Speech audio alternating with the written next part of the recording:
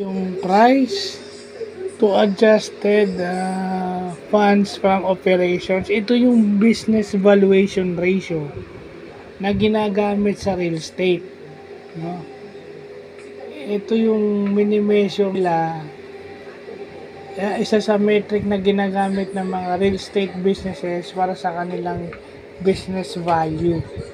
So, ang formula nito is market price over FFO, yung funds from operations, minus market capital, minus capex.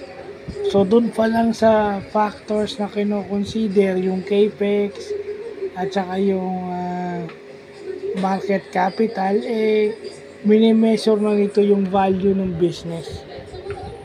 No? Yung puhunan kasi ang kino-consider dito. At saka yung capital expenditures, ibig sabihin yung mga projects na ginagastos sila sa kanilang mga projects, kino-consider din.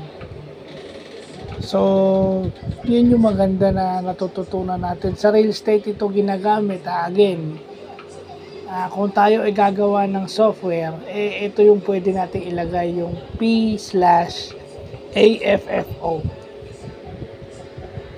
So, yun lang po.